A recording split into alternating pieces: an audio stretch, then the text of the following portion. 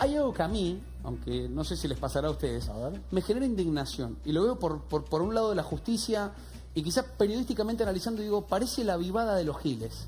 Los giles seríamos nosotros y la vivada serían los que están adentro. Digo, me he cansado de leer notas y testimonios de presos, de condenados, que están pidiendo domiciliarias. Parece como una calecita de los que entraron y ahora salen, desde políticos hasta criminales, ¿no? Digo, ¿qué está pasando ahora? A ver, la sobrepoblación en algunas cárceles da pie a que muchos abogados defensores pidan este recurso. El doc sabe seguramente muchísimo más. Y entre ellos, un personaje que conocemos mucho, porque el caso fue escandaloso en 2017. Hablamos de Nair Galarza, que mató de 2 tiros a Fernando Pastorizo, su exnovio, al que convenció de acompañarlo una noche de verano en Gualeguaychú, pasar por su casa, retirar casualmente el arma reglamentaria de su padre, que estaba supuestamente arriba de la heladera, llegar a un descampado muy cerca de la casa de su abuela, y ahí es donde empieza no una refriega, porque la justicia determinó que ella primero le pega un tiro por la espalda y luego, teniéndolo en el piso, lo remata de un segundo tiro. Ella fue condenada, está estudiando paradojas, ¿no?, de la situación procesal, está estudiando dentro de la cárcel psicología.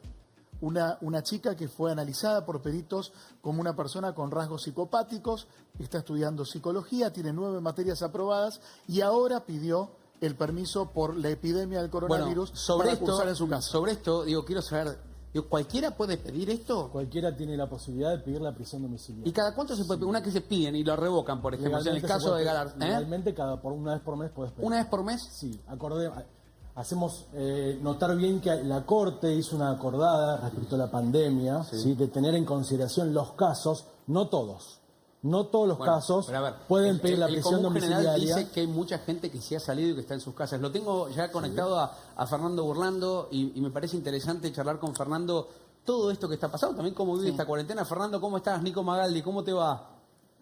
¿Qué tal, Nico? ¿Cómo estás? Bien, un placer, gracias por recibirnos. Buen día a todos, para mí, por favor. Primero preguntarte si también te da esta sensación, ¿no?, de la vivada de los giles.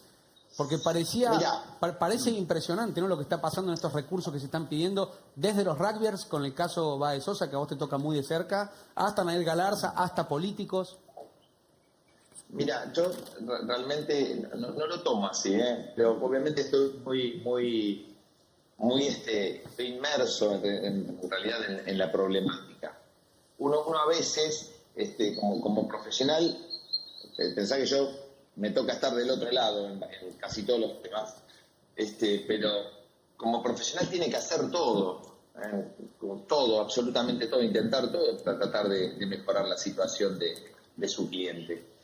Entonces, que los profesionales del derecho salgan todos ahora en cataratas a buscar alternativas, aprovechando esta situación de la pandemia, a mí me parece lógico. Obviamente, algunos casos que tiene que decidir la justicia son realmente ilógicos, no tienen asidero, no tienen razón de ser, pero de parte de los profesionales es prácticamente una obligación profesional, si no puede ser que tengan problemas ellos, ¿no? Pero ¿por qué liberarían Fernando, por qué liberarían a Nair Galarza cuando no está dentro de los grupos de riesgo, cuando hay otras personas procesadas, o en muchos casos con una primera condena, que ya son mayores de 65 y no se la dan? Bueno, que precisamente ellas no están en esa franja de riesgo, sí que no tendrían por qué dársela. No tendrían por qué darle el arresto domiciliario. Es lo mismo que nosotros planteamos, por ejemplo, con los rugbyers. No están dentro más allá de los peligros procesales que significaría tener en libertad gente de esas características, no encuadran ni en las resoluciones que ha sacado la Cámara Federal, ni el Tribunal de Casación de la provincia. Están hablando precisamente de otra gente, ¿no? Otra gente que está en una situación de riesgo, de vulnerabilidad respecto de su salud. Sí, pero vos aclarás que no cuadran, y yo pienso un poco, por ejemplo, en los padres de Fernando Baez Sosa, y sin embargo siento que la justicia da lugar a ese reclamo. O sea, es como decirte, no cuadran porque estos pibes son unos asesinos, que sin embargo con su abogado defensor van y lo solicitan igual. ¿Se entiende? Digo, no cuadra, pero a la vez sí es un daño moral importantísimo. Como decía Burlando, es una herramienta procesal que hay que utilizar nosotros como profesionales. Es así. es un sistema y tenemos que utilizar todas las herramientas. Seguramente ese profesional encima, tenga un problema. claro, encima si no lo hace el profesional tenga un problema. Es posible que tengamos responsabilidad profesional si no utilizamos todas esas cosas. Ok, ahora, pero igual, vamos al caso Por Sosa. ejemplo, Yo veía a los papás, pero un segundo, veía a los papás de Fernando, ¿no? Es un caso que ha conmocionado a la República Argentina y que nos ha dolido y que queda una herida abierta. Que no sigue, sí. Que nos sigue doliendo. Y pienso, digo, esos papás que deben estar en su casa, en cuarentena en este momento, sin su hijo. Los escuchaba a Fernando, te haber pasado también, hablando de un peluche que tenía Fernando, de un muñeco que él lo quería como un hermano. Digo, y te parte el alma solo verlos a ellos. Ya con estas acciones también, que es el lugar del sistema procesal o del sistema judicial o este reclamo, debe doler aún más. Y imagino que vos también en lo emocional tenés que contener como abogado defensor. Mira, nosotros cuando se empezó a hablar de la situación del posible arresto domiciliario de los rugbyers, obviamente empezamos a profundizar en lo que era la investigación penal preparatoria, en todos aquellos puntos que eran tanto objetivas como subjetivamente peligros procesales. O sea, los peligros procesales pueden ser, por ejemplo, esto lo establece directamente el código, no es una cuestión de burlando ni un criterio humano, es la ley. Y obviamente, más allá de la pena expectativa, estamos hablando de la pena más dura, la sanción más dura de nuestro Código Penal. Había situaciones que yo creo que eran dagas permanentes. Cada vez se habla del arresto domiciliario y el papá pensaba, o Graciela pensaba, que se trataron de eludir la acción de la justicia, que incriminaron a un inocente, que se trataron de lavar la sangre y las huellas del crimen con chupándose los dedos con saliva de su boca. O sea, que se fueron a comer después del asesinato, como no sé, como vos te puedes reunir con tus amigos para festejar algo y organizar un asado. Es tremendamente doloroso. O sea, toda esa situación que vos referiste correctamente, la soledad, el hecho de estar solo, la cuarentena, no poder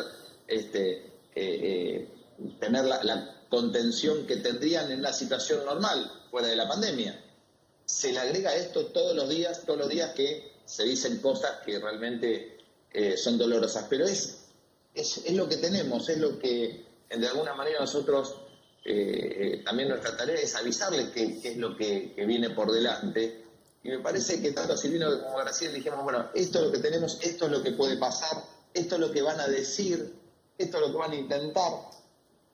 Traten de tener dentro de toda esta situación de locura y de angustia un poco de paz, porque el derecho los abraza a ustedes, le da la razón el derecho, la ley les da la razón. ¿Sabés qué pasa, Fernando? Sí. Que después, cuando te pones encima, nosotros gozando de esta libertad restringida, lees un portal, o digo, te hablo en la sociedad en general, fuera del derecho, esta cuestión emotiva que quizá el derecho no comprende mucho, Sí. es realmente indignante ver una noticia que dice, liberan los celulares en la provincia de Buenos Aires, tenés a Carolina Píparo amenazada por su propio por asesino. Hay como una ventaja. ¿Dónde se tira la soga y dónde es se como una libera? ventaja. Sentís que hay una ventaja, que los delincuentes, la gente que está cumpliendo una condena, tiene como una pequeña ventaja en esa situación. ¿Sabes a dónde voy? Digo, no sé si te debe pasar a vos, Fernando, de escuchar al presidente de la Nación decir, va a ser importante analizar después de esta pandemia el rol del Estado.